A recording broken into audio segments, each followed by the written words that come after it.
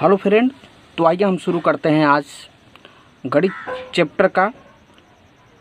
गणित का एक छोटा सा चैप्टर है अनुक्रम तथा श्रेणी, जो हाई स्कूल के बेसिक है और हाई स्कूल में भी आता है और साथ ही साथ इंटर में भी इसका बहुत बड़ा महत्वपूर्ण योगदान है। तो आइए देखते हैं अनुक्रम तथा श्रेणी क्या होती है। अनुक्रम तथा श्रेणी को इंग्लिश में बोलते हैं सीक्वेंस एंड सीरीज। क्या बोलते हैं? Sequence and series. अनुक्रम अथवा श्रेणी क्या होती है, इसको आइए हम समझते हैं। तो इसका परिभाषा क्या होता है? कहते क्या अनुक्रम कि संख्याओं की ऐसी व्यवस्था या अरेंजमेंट को अनुक्रम या श्रेणी कहते हैं, जिसमें संख्याओं को एक निश्चित क्रम में किसी नियम के अनुसार रखा गया हो, अथवा किसी भी संख्या को अगर एक नियम के अनुसार एक ऐसी व्यवस्था में रखा गया होता है, उसी को हम क्या कहते हैं? अनुक्रम या श्रेणी कहते हैं। क्या कहते हैं? अनुक्रम या श्रेणी कहते हैं। जैसे मान लीजिए कि एक है, जैसे मान लीजिए 2 है, 2 के बाद क्या बोल रहा है कि 4 है, 4 के बाद 6, 6 के बाद 8, 8 के बाद 10, 10 के बाद 12 है। इसमें क्या है? एक नियम के अनुसार क्या है, इसको रखा गया है। वो नियम क्या होता है हम आगे आपको बताएंगे, आपको अच्छे तरीके से समझ आएगा।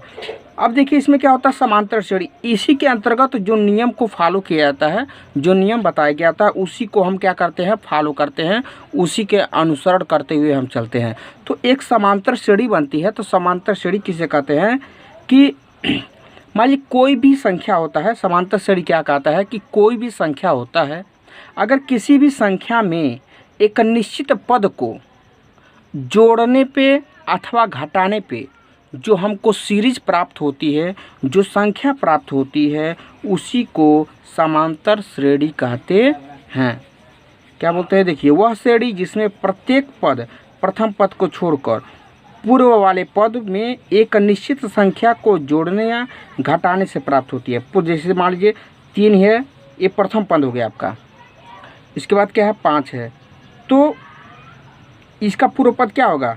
3 होगा। तो 3 में किसी भी एक निश्चित संख्या को जोड़ने पे ये प्राप्त होगा, और इसमें एक निश्चित संख्या जोड़ने पे ये वाला प्राप्त होगा, और इसमें एक निश्चित संख्या जोड़ने पे ये वाला प्राप्त होगा। इसी तरीके से हम जोड़ते जाते हैं और इस तरीके से सीरीज हमको मिलता जाता है। इसे देखिए, मान लीजिए हमारा ये पहला टर्म क्या है, इसको हम पहला टर्म को हम मानते हैं T1। देखिए T1 क्या है? 3 है, ठीक। उसके बाद देखिए T2 क्या है? T2 यहाँ पे क्या है? 5। T3 क्या है हम बताएंगे। T3 T1 क्या है, ये सारी चीज़ें हम आपको अच्छे तरीके से कंफर्म हो जाएंगी। आगे बस बने रहिए हमारे साथ वीडियो में आगे तक। देखिए आगे 7 हो गया। T4 कितना है? T4 आपका 9 हो गया, और T5 आपका क्या हुआ है? T5 आपका दिया हुआ है 11।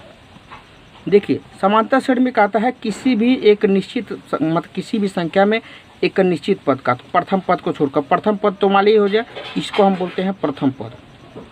प्रथम पद, प्रथम पद को हम ए से दर्शाते हैं या डिनोट करते हैं। देखिए प्रथम पद ए हो गया। उसके बाद से देखिए T1 मतलब पहला टर्म, टर्म मतलब होता है पद, इंग्लिश में इसी को हम पद बोलते हैं, पहला पद। T1 मतलब पहला पद, T2 मतलब T फॉर टर्म, और दू फॉर दूसरा, यानी कि दूसरा टर्म, यानी दूसरा पद क्या है? 5 हो गया। T मत टर्म 3, यानी तीसरा पद हो जाएगा 7। उसी तरीके से चौथा पद 9 हो जाएगा। अब पांचवा पद क्या दिया है? 11 दिया है। तो जो पहला पद होता है जिसको हम T1 से दर्शाते हैं, इसकी वैल्यू 3 दी हुई है, मतलब इसका मतलब इसको बोलते हैं प्रथम पद, इसको हम ऐसे दर्शाते हैं। तो देखिए ये प्रथम पद हो गया। अब इसी में किसी भी संख्या को जोड़ने पे, एक निश्चित संख्या को जोड़ते अगर हम चले जाएंगे, तो आगे जो हमको सीरीज मिलेगी वही हमको क्या कहलाती है? समांतर श्रेणी कहलाती है। जैसे मान लीजिए 3 है, इसमें हमने किसी संख्या को जोड़ा है। देखिए क्या जोड़ा है? 5 आया होगा, तो 3 प्लस अगर हम 2 जोड़े होंगे तो क्या होगा? 5। तो 3 ये आपका प्रथम पद हो गया, और 2 जोड़े हैं ना आप, 5 हो गया है। अब आगे इसी तरीके से देखिए इसके पहले पल वाला क्या है? 5 हो गया। तो 5 में हम क्या जोड़े हैं? 2। देखिए 5 2 7 हो गया। मीन्स देखिए यहाँ पे 7 है, तो 7 रख दीजिए। 7 में अगर 2 जोड़ेंगे तो क्या हो जाएगा? आपका 9 हो जाएगा। 9 यहाँ पे रख दीजिए आप। 9 प्लस 2 बराबर कितना हो गया? 11। देखिए यहाँ पे बोल भी रहा है कि एक निश्चित संख्या को जोड़ने या घटाने से प्राप्त होता है। तो देखिए इसमें भी हम 2 जोड़ रहे हैं, इसमें भी हम 2 जोड़ रहे हैं, इसमें भी 2 जोड़ रहे हैं, इसमें भी 2 हम जोड़ रहे हैं। तो ये जो निश्चित संख्या होती है ना, इसी को हम पदांतर बोलते हैं अथवा सार्वंतर बोलते हैं।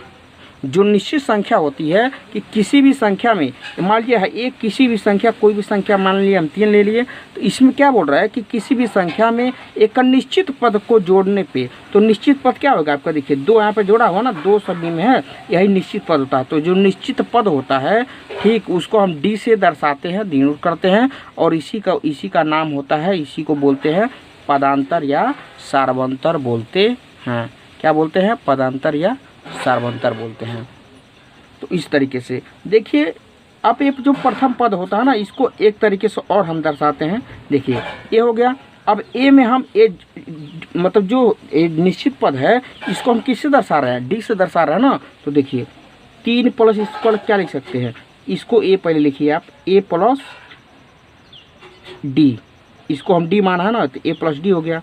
अब देखिए ए प्लस डी, तो पूर्व पद में एक निश्चित पद को जोड़ने पे, तो पूर्व पद यहाँ पे है ना, तो पूर्व पद 5 था, इसी तरीके से एक पूर्व पद, एक टोटल पूर्व पद हो जाएगा आपका। तो ए प्लस डी, पूर्व पद में एक निश्चित पद आपका क्या है? डी है ना, तो प्लस डी कीजिए, तो ये कितना हो जाएगा? डी प्लस डी 2D हो जाएगा, यानी ए प्लस 2D। और इसी तरीके से देखिए ये पूर्व पद, अब इसके लिए ए T4 के लिए अब पूर्व पद क्या हो जाएगा? ए प्लस 2D हो जाएगा। तो इसको लिखेंगे हम ए प्लस 2D, पूर्व पद में एक निश्चित पद को जोड़ने पर, तो निश्चित पद आपका क्या है? डी है। तो ए प्लस डी करेंगे कितना हो जाएगा? ए प्लस 2D प्लस डी, मतलब ए प्लस 3D। और इसी तरीके से देखिए इसमें क्या है कि ए प्लस 3D या पूर्व पद, इसके लिए क्या हो जाएगा? T5 के लिए पूर्व पद क्या होगा? ए प्लस 3D होगा। इसको लिख दीजिए ए प्लस 3D, पूर्व पद में एक निश्चित पद को जोड़ने पर ए प्लस डी इतना हो जाएगा। तो 3D प्लस 1D मतलब 4D हो जाएगा, यानी कि ए प्लस 4D हो जाएगा आपका इस तरीके से। अब आगे देखिए इसको हम किस तरीके से और दर्शाते हैं। अब यहाँ पे देख रहे हैं कि आप देख रहे हैं कि T1 बराबर कितना हो गया आपका? ए हो गया। इधर ध्यान दीजिए, देखिए आपका लिखा क्या था? T1 बराबर ए बराबर क्या हो गया? प्रथम पद। और जो T2 था ना, वो T2 क्या था? ए प्लस डी था। क्या था? ए प्लस डी था। और इसी तरीके से T3 आपका क्या था? ए प्लस 2D था। अर्थात देखिए जैसे जैसे आप इधर बढ़ते जाएंगे ना, उधर इसमें देखिए एक कम है। अगर तीसरा पद आप ले रहे हैं तो यहाँ पे क्या है? 2 लिख रहे हैं, 2 लिख रहे हैं, 2 मतलब एक कम, 3 में एक कम। जैसे कि मान लीजिए क्या है? ए प्लस हो गया, ए प्लस तो 3 है ना, तो 3 यानी कि 3D माइनस डी, तभी तो आया होगा, तभी तो ए प्लस 2D आएगा। देखिए ए प्लस 3D में से एक डी घटाएंगे कितना हो जाएगा? 2 हो जाएगा। उसी मान लीजिए चौथा पद अगर लेना चाहेंगे तो क्या लिखेंगे? चौथा पद आपका एक ए प्लस 3D होगा। कैसे होगा? देखिए ए प्लस 3D है, तो चौथा पद है ना, तो 4D में से 1D आप घटा दीजिए, कितना हो जाएगा? इधर आपका ए प्लस 3D हो जाएगा। इसी तरीके से आप करते करते जब आगे जाएंगे ना आप, यानी यानवा पद मतलब आपका मतलब लास्ट वाला पद होगा। तो यानवा पद देखिए, यानवा पद जैसे आपका चौथा था तो 4 में से 1 घटा रहे थे दी ना, इसी तरीके से देखिए इसका वैल्यू होता है A plus n minus 1 into D. देखिए n मैंने क्यों लिखा है? n माइनस 1 मैंने क्यों लिखा है? इसके पीछे का आप कारण समझिए। देखिए जैसे यहाँ पे 4 था, तो 4 के यहाँ पे 4 लिखे थे ना, 4D। इसको आप इस तरीके से भी लिख सकते हैं, ए प्लस ND माइनस डी, ठीक ना। लेकिन डी दोनों है ना, इसलिए डी कॉमन ले सकते हैं आप, ठीक ना। उसी तरीके से इसको भी उसी तरीके से लिख सकते हैं। तो इसीलिए आपका होता है A plus n minus 1 into D. अर्थात जो nवां पद होता है, अगर आपको समांतर श्रेणी में अगर आपको nवां पद निकालना है तो सिंपल सी बात है, क्या आपको निकालना पड़ेगा कि Tn बराबर A plus n minus 1 into D, जहाँ पे जहाँ पर आपका क्या होता है, ये प्रथम पद होता है। प्रथम पद हो गया आपका यन, जो है यनवा पद है। यनवा मतलब यनवा पद, जैसे 1 2 3 4 5 6 7 8 9 10 इसे करते चलेंगे, लास्ट में आएगा यनवा पद। और उसी तरीके से डी क्या है आपका, सार्वभौमंतर है।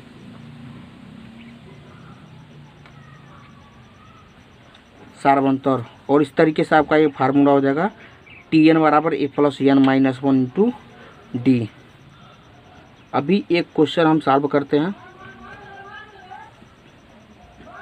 इसी आधारित पे।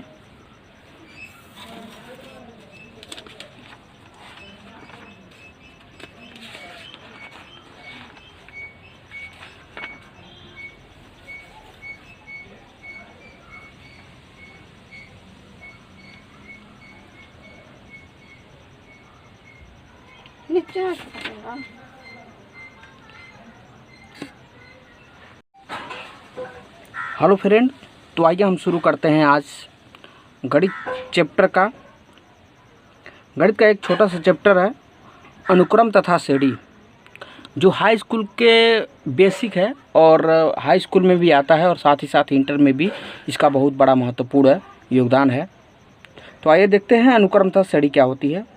अनुक्रम तथा श्रेणी को इंग्लिश में बोलते हैं सीक्वेंस एंड सीरीज। क्या बोलते हैं? Sequence and series. अनुक्रम अथवा श्रेणी क्या होती है, इसको आइए हम समझते हैं।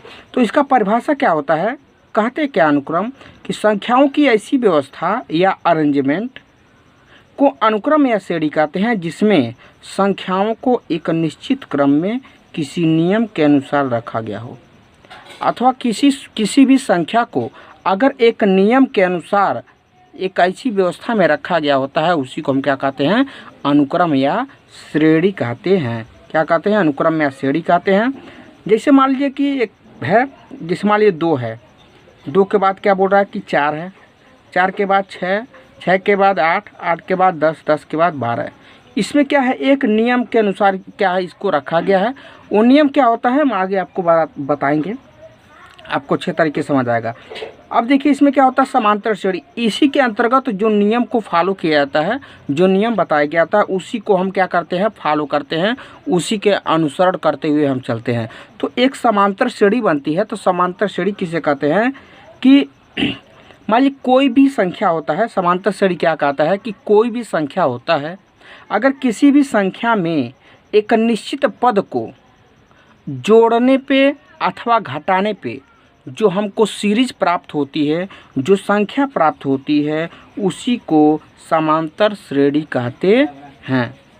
क्या बोलते हैं? देखिए, वह श्रेणी जिसमें प्रत्येक पद प्रथम पद को छोड़कर पूर्व वाले पद में एक निश्चित संख्या को जोड़ने या घटाने से प्राप्त होती है। जैसे मान लीजिए 3 है, ये प्रथम पद हो गया आपका।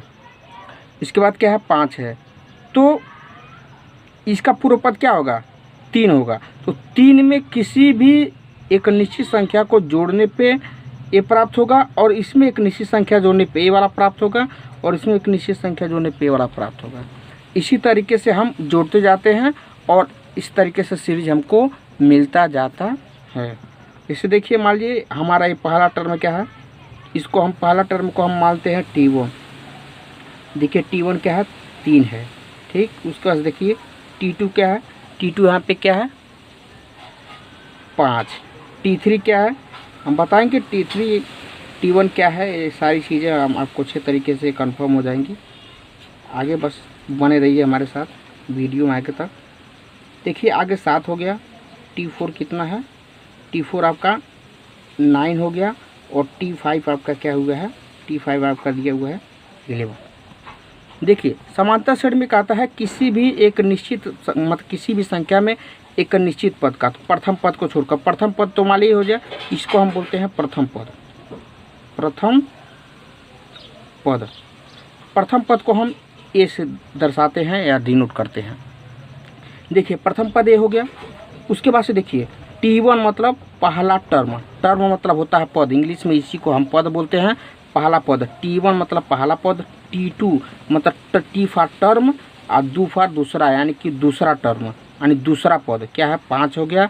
T मतलब टर्म 3 और तीसरा तीसरा पद हो जाएगा 7, उसी तरीके से चौथा पद 9 हो जाएगा। अब पांचवा पद क्या दिया है, 11 दिया है। तो जो पहला पद होता है जिसको हम T1 से दर्शाते हैं, इसकी वैल्यू 3 दी हुई है, मतलब इसका मतलब इसको बोलते हैं प्रथम पद, इसको हम ऐसे दर्शाते हैं। तो देखिए ये प्रथम पद हो गया। अब इसी में किसी भी संख्या को जोड़ने पे, एक निश्चित संख्या को जोड़ते अगर हम चले जाएंगे तो आगे जो हमको सीरीज मिलेगी वही हमको क्या कहलाती है, समांतर श्रेणी कहलाती है। जैसे मान लीजिए 3 है, इसमें हमने किसी संख्या को जोड़ा है, देखिए क्या जोड़ा है, 5 आया होगा।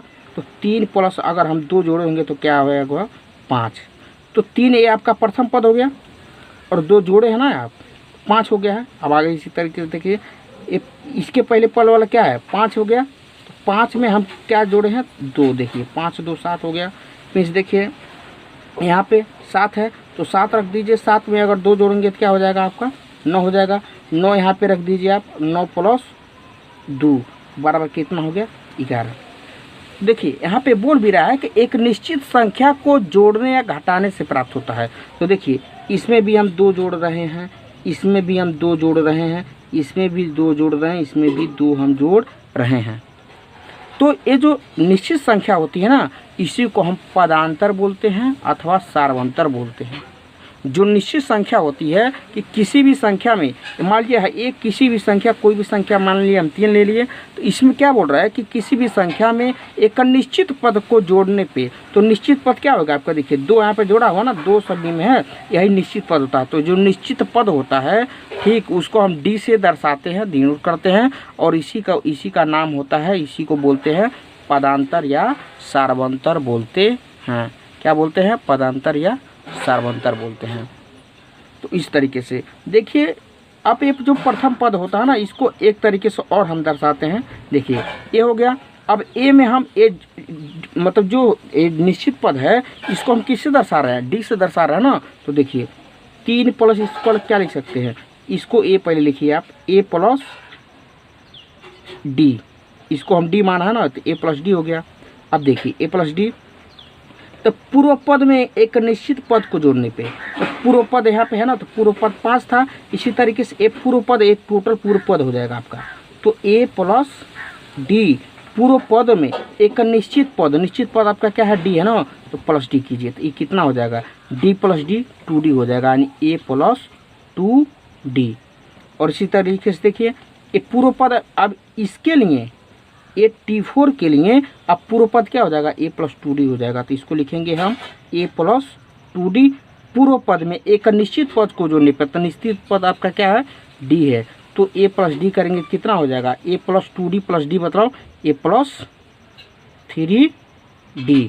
और इसी तरीके से देखिए इसमें क्या है कि ए प्लस 3D, या पूर्व पद इसके लिए क्या हो जाएगा, T5 के लिए पूर्व पद क्या होगा, ए प्लस 3D होगा।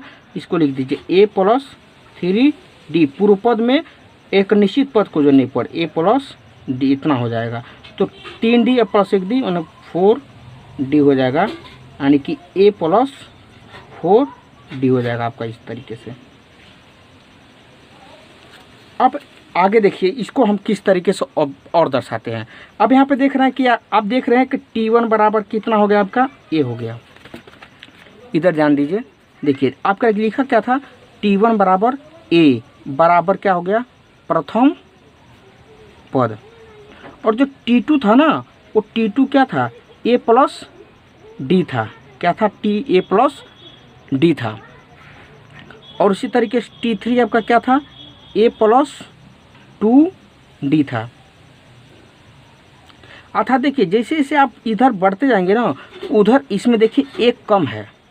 अगर तीसरा पद आप ले रहे हैं तो यहाँ पे क्या है, 2 लिख रहे हैं, 2 मतलब एक कम, 3 में एक कम। जैसे कि मान लीजिए क्या है, ए प्लस हो गया, ए प्लस तो 3 है ना, तो 3 यानी कि 3D माइनस डी, तभी तो आया होगा, तभी तो ए प्लस 2D आएगा। देखिए ए प्लस 3D में से एक डी घटाएंगे कितना हो जाएगा, 2 हो जाएगा। उसी मान लीजिए चौथा पद अगर लेना चाहेंगे तो क्या लिखेंगे, चौथा पद आपका एक ए प्लस 3D होगा। कैसे होगा, देखिए ए प्लस 3D है तो चौथा पद है ना, तो 4D में से 1D आप घटा दीजिए, कितना हो जाएगा, इधर आपका ए प्लस 3D हो जाएगा।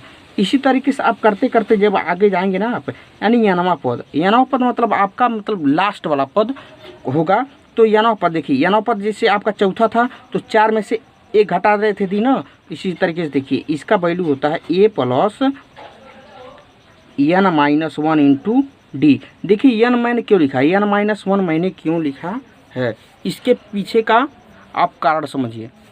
देखिए जैसे यहाँ पे 4 था तो 4 के यहाँ पे 4 लिखे थे ना 4d, इसको आप इस तरीके से भी लिख सकते हैं a plus n-d minus D, ठीक ना। लेकिन डी दोनों है ना, इसलिए डी कॉमन ले सकते हैं आप, ठीक ना। उसी तरीके से इसको भी उसी तरीके से लिख सकते हैं।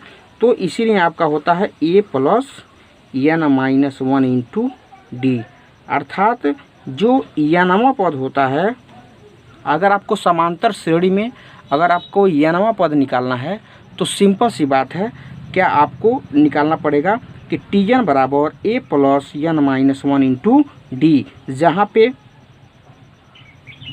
पर आपका क्या होता है, ये प्रथम पद होता है, प्रथम पद हो गया आपका n जो है nवां पद है, nवां मतलब nवां पद, जैसे 1 2 3 4 5 6 7 8 9 10 इसे करते चलेंगे, लास्ट में आएगा nवां पद। और उसी तरीके से डी क्या आपका सार्वभौमत्तर है,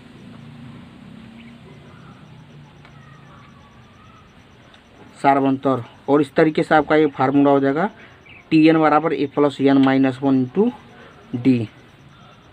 अभी एक क्वेश्चन हम सॉल्व करते हैं इसी आधारित पे।